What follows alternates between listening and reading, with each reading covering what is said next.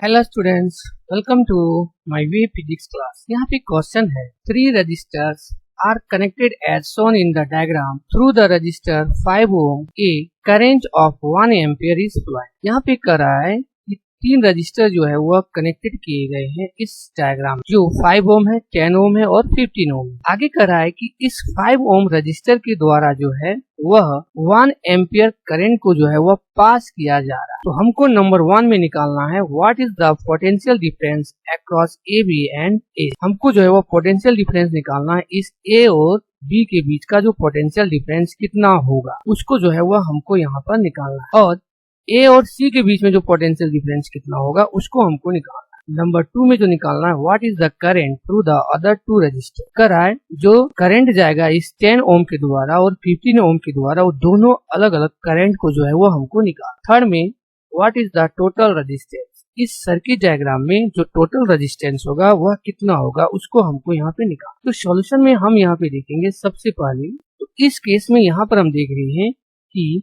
Current जो दिया हुआ है 5 एम्पियर के पास वह दिया हुआ है, जिसको हम I1 मान लेते हैं, वह है 1 एम्पियर। और उसी में जो यहाँ पर रेजिस्टेंस जिसको हम मान लेते हैं R1 जो दिया हुआ है 5 ohm का, तो यहाँ पे लिख सकते हैं R1 इक्वल टू 5 ohm। इसका मतलब यहाँ पर जो पोटेंशियल डिफरेंस होगा A और B के बीच में वह हो जाएगा V1 equal to I1 into R1। तो I1 जो है वह 1 एम्पियर है और R1 जो है वह 5 ohm है। इसका मतलब हो जाएगा ये 5 वोल्ट हो जाएगा। तो यहाँ पे हम कर सकते हैं जो पोटेंशियल डिफरेंस हमारा है, potential difference across A B वह है 5 वोल्ट। एक क्वेश्चन का जो आंसर है वह हमारे पास यहाँ पर बोला है ए और बी के बीच का। अब यहाँ पे हम आगे जो है वो निकालेंगे पोटेंशियल डिफरेंस ए और सी के बीच का। तो ए और सी के बीच के निकालने से पहले हमको जो है वह बी और सी के बीच का जो है वह पोटेंशियल डिफरेंस हमको निकालना है, जिसको हम यहाँ पर जो पोटेंशियल है उसको हमने V1 माना है, जो आया है हमारा 5 वोल्ट। V2 हमको यहाँ पर पहले निकाल। तो उसके लिए हम क्या करते हैं, यहाँ पर देख रहे हैं कि हमारे पास 2 रेजिस्टेंस है, एक है R2 जो 10 ohm है और दूसरा जो है वह R3 है जो 15 ohm का। यहाँ पर देख रहे हैं कि R2 और R3 जो है वह पैरेलल कॉम्बिनेशन में। इसका मतलब यहाँ पर जब ये पैरेलल कॉम्बिनेशन में होगा उस समय जो हमारा इक्विवेलेंट निकलेगा RE इक्वल टू वह हो जाएगा R2 इंटू R3 बाय में हो जाएगा R2 प्लस R3। तो R2 जो है वह है 10, R3 जो है वह है 15, R2 जो है वह है 10 और ये है 15।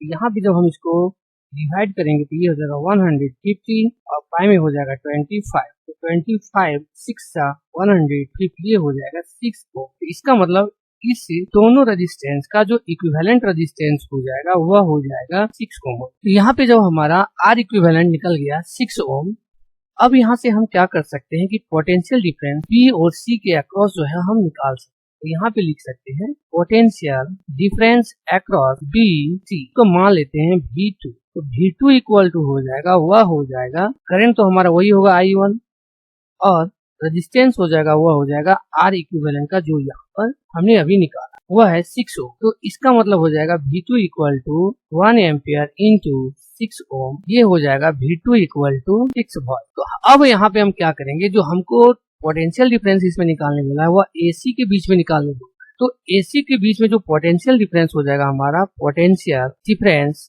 अक्रॉस AC इक्वल टू हो जाएगा पोटेंशियल डिफरेंस अक्रॉस AB और प्लस BC। AB जो है वो हमारा पोटेंशियल डिफरेंस है 5 वोल्ट और BC जो पोटेंशियल डिफरेंस आया है हमारा वह आया है, अभी यहाँ पे हमने देखा है जो आया है 6 वोल्ट। ये इसका मतलब हो गया ये 6 वोल्ट।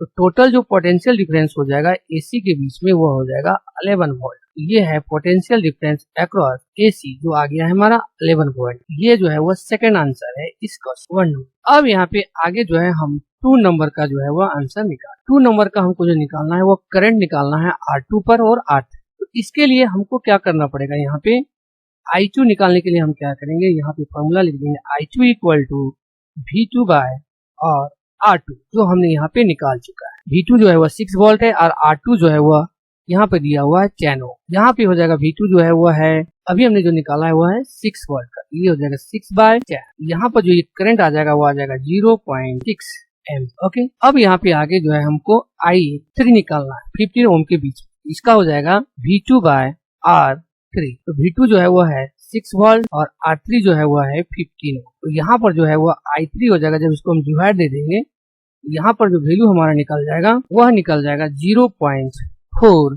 एम। ओके, तो ये हो गया हमारा 2 नंबर का आंसर। अब हम यहाँ पे देखते हैं 3 नंबर में जो बोला गया है what is the total resistance. यहाँ पर हो जाएगा टोटल रेजिस्टेंस, हम मान लेते हैं R। Total resistance equal to हो जाएगा ये R1 हो जाएगा, R1 प्लस और ये जो R इक्विवेलेंट आया है वह हो जाएगा RE। वह R1 जो है वह है 5 ओम का और RE जो आया है वो है 6 ओम प्लस 6 ओम। तो ये हो जाएगा टोटल 11 ओम, जो E3 का आंसर हो जाएगा। Okay, thank you all of you.